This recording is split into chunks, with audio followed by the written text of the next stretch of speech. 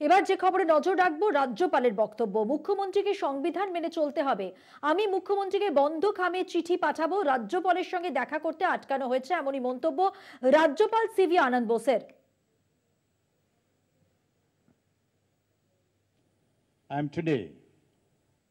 I am more concerned about the people.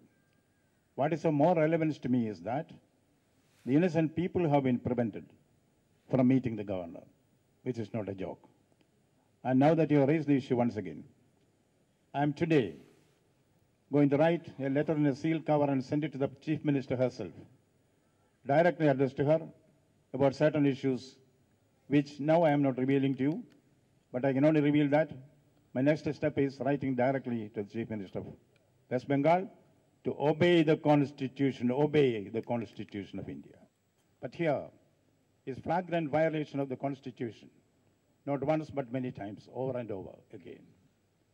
To be specific, under Article 167 of the Constitution of India, it is mandatory, underlined mandatory, on the Chief Minister of a state to give reports and information to the governor whenever it is called for.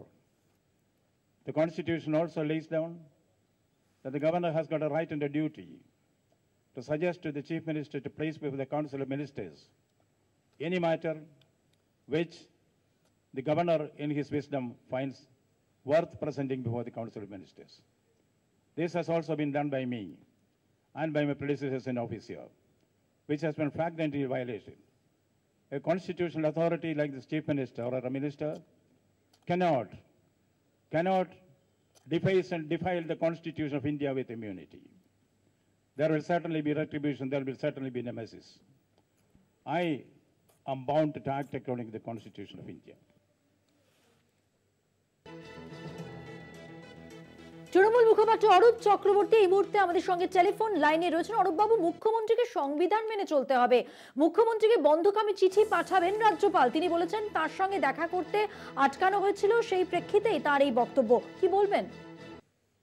গোটা দেশের মানুষ লোকসভা নির্বাচনের ফলাফলে বুঝিয়ে দিয়েছেন দেশের প্রধানমন্ত্রী যিনি চেয়েছিলেন 400 পার করে সংবিধান বদলে দেবেন, তাদেরকে সংবিধান মেনে চলতে হবে।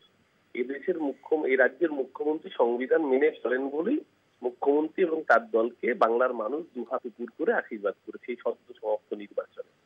আর রাজ্যপালের কাছে কেউ যেতে পারে, লোকসভা দলনেতা যেতেই পারে, বিধানসভার দলনেতা যেতেই পারে, তাতে কোনো আপত্তি নেই। কিন্তু রাজভবনটা তো রাজনৈতিক কার্যকলাপ করার জায়গা নয়, ডিসিশন নিয়ে মিছিল করার জায়গা রাজভবন নয়, কারণ সেটা সিকিউরিটি প্রোটোকলে সেটা পারমিশন হয় না। ওখানে 144 ধারা জারি থাকে।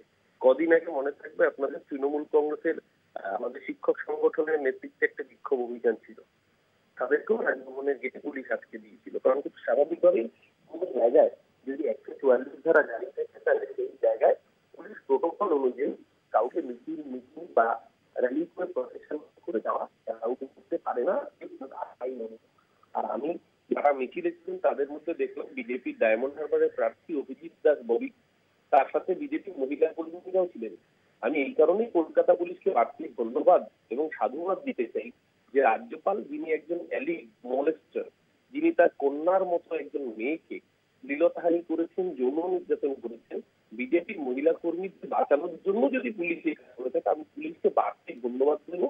রাজ্যপালের কাছে কোনো মহিলার যাওয়া নিরাপদ নয়, যে তার নিজের মেয়ের বয়সী মহিলা লীলতাহানি করতে পারে, তার কাছে কোনো মহিলা নিরাপদ নয়। পুলিশ একদম সঠিক কাজ করেছে, রাজভবনটা রাজনীতি করার জায়গা না। ওনার যদি এত অসুবিধা থাকে উনি মানে বিদায় নিন, এই রাজ্যে কোনো যৌন নির্যাতনকারীকে রাজভবনে ঢুকতে চায়। অনেক ধন্যবাদ কথা বলার জন্য। কথা বললাম তৃণমূল মুখপাত্র অরূপ চক্রবর্তীর সঙ্গে।